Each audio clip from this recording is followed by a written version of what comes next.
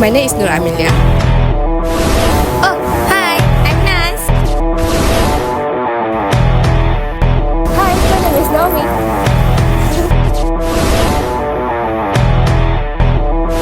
Hi, my name is Ashraf. Hi, my name is Muhammad Renadam.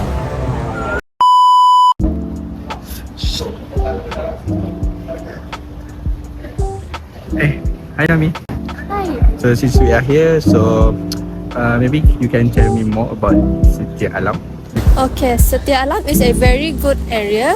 It has a very strategic location because in Setia Alam, it is accessible for those around Selangor, Shah Alam, Puncak Alam, and nanti kau kalah. It is strategic because in this area we have a clubhouse, shopping mall, and schools for the residents.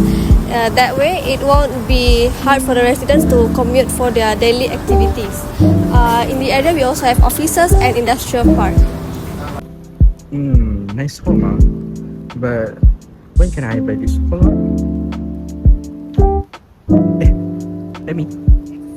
So maybe I'm interested to buy this home. So can I know the construction progress and when the home's projects will be successfully done? Yes, of course. So this project has started on 2024 and expected to be complete on this year, which is August. So this project has struck no delay at all. So, Acha, can you tell me more about the house? Okay, sure. So come in. So basically, this house is 2.5 story cluster family homes, and this house have approximately about 2.8 thousand square feet.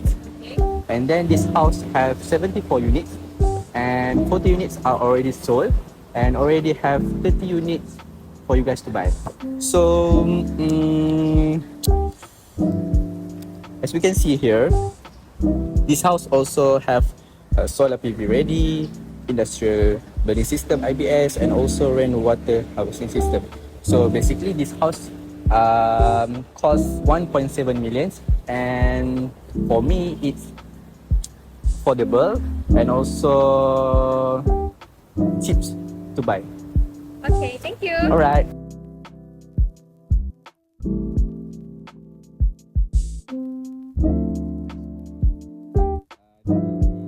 Hi guys, today we are going to visit the sales gallery at Setia Alam to overview the housing projects that blah blah blah blah. Let's go.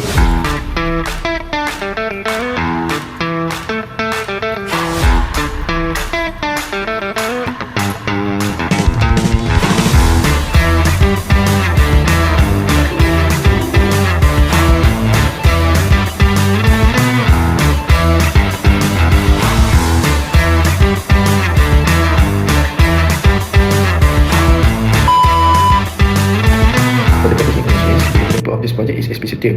This project named as a Legendary Mirror and located at the Setia Alam Shah Alams. The property type is 2.5 story cluster CBD homes, and the land tenure is freehold. So there is 72 units and 3 types of unit, which is type A1, B1 and also B2. Alright, for the critical information, the brochure provides us the important information for prospective purchaser, including this one, which is locations and advantages. So as we can see, this project, which is Legendary Mirror, is near at the City Mall, City Convention Centre, healthcare facilities, educational institutions, and also near to the major highway. So all this will improve the accessibility and increase the property value. The next critical information, as we can see here, this project have the modern feature. As we can see here, these projects included smart lock systems, smart home systems, alarm systems, rainwater harvesting systems, solar PV ready, and also EV charging point. So all this technology and this feature will support the sustainability and also the modern living. So as I mentioned before, this project have 3 types of units, type A1, type B1, and also type B2. So this one is a type A1 unit. As we can see, the size of the type A1 units is approximately around 2.8 thousand square feet. So this one is type B1 and also type B2 units. So the design is different with the type A1 units. So what we can see here, this one is type B1 units. So the size is likely same as type A1 units, but what the difference is the designs of itself.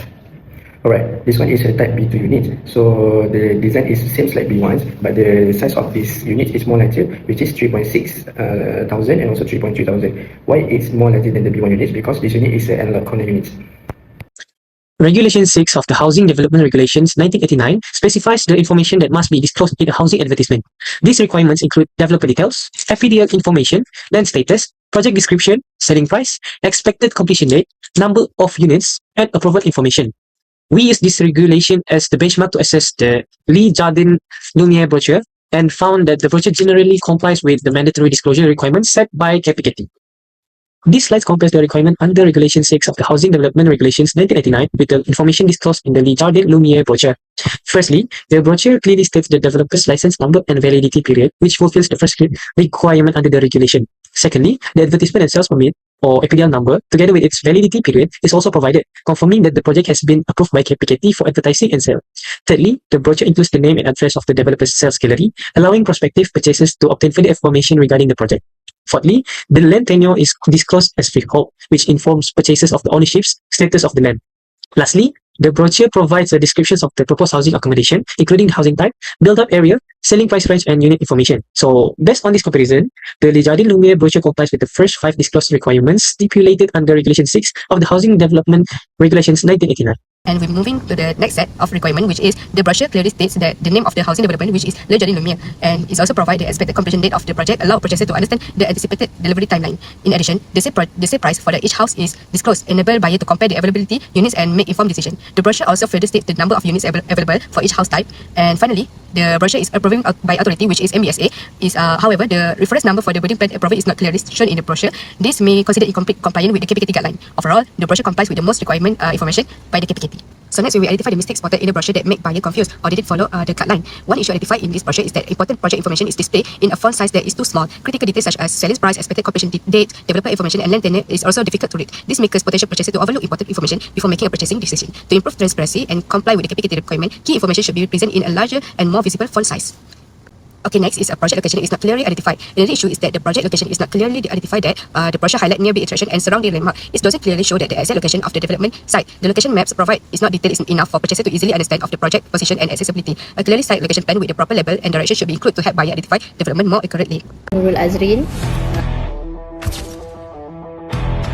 Saya sebagai pengurus dekat sales dan marketing dia lah. Buat masa ni tak ada. Kita orang punya dah confirm akan handing over bulan 8 ni. So means kita orang selalunya kita tak akan delay. Kalau ada delay pun kita kan refer dekat SMP punya adik. Katakan kalau projek tu dah jalan 2 tahun. Tapi awak beli masa yang bulan 8. Kita tak boleh panggil dia delay. Now is the issue, which is the vacant possession. So vacant possession refers to the stage where the completed property is officially handed over by the developer to the purchaser. Based on the interview with Puan Nurul Azrin, which is the sales and marketing manager, the developer has not encountered any delayed vacant possession in previous projects. However, the main challenge is ensuring that the project is completed according to schedule, because any delay in handover may result in LAD compensation being payable to purchasers. Another important aspect is preparing the property for handover, including ensuring that construction works are completed before purchasers collect their keys at the customer service office. Since the Le Jardin Lumiere project is still under construction, vacant possession has not yet taken place. So next. Ada satu projek lah pernah delay. Tapi delay pun dalam sebulan. Orang yang beli pun dalam few orang je, dalam tak sampai 10 orang. So kita bayar lah bila kita delay macam tu. Kalau bayaran dia tu ikut per annum lah. Dia punya yang itu dari credit department. 10% per annum macam tu. Now let's talk about the developer's track record for LAD. Based on our interview with Puan Azrin, the sales manager at Setia Alam Gallery, everything for Le Jardin project is actually running perfectly and smoothly on schedule with no current issue at all. But Puan Azrin did mention that one of their older project once faced a serious delay, which legally forced the company to pay a heavy LAD to the affected client. This past mistake become a huge lesson for them. It is the exact reason why they are now extremely strict and enforce a zero delay policy for Le Jardin project. So to prevent another expensive LAD penalty, their main and only focus is to monitor the construction timeline very closely and ensure the physical progress at the site never experience any delay. Produk tu sendirilah sometimes ada lah yang handline crack macam tu kan. Ada produk tu yang akan rosak sikit-sikit lah. Tapi kita akan buat kita akan buat baik pulih lah. Sebab kita ada bagi warranty 2 tahun. Dekat sini kita bagi warranty 2 tahun. So maksudnya dia dapat kunci, dia launch dia punya report. Dan nanti kita panggil kita punya technical, customer care punya team, tengok kerosakan apa dan kita buat. ada warranty 2 tahun. This slide discusses the defect liability period, or also known as DLP, for the Misleading project in Setia Alam. Based on our interview with the developer, the project is currently still under construction and has not yet reached the vacant position or VP stage. Therefore, there is no defect claims or warranty claims that have been received so far. Once VP is issued and the units are handed over to purchasers, homeowners will be entitled to a 2-year defect liability period. During this period, any defect identified by the homeowners can be reported to the customer care office. According to the interview, all valid defect rectification costs during the DLP period will be fully covered by the developer. As shown in the DLP timeline, the process begins with construction, then followed by the issuance of VP, then the 24-month DLP period, and finally the expiry of DLP. Although there are currently no DLP claims, the developer anticipates several challenges, including managing a high number of defect complaints after VP, ensuring timely rectification works, coordinating with contractors, and maintaining customer satisfaction throughout the DLP period.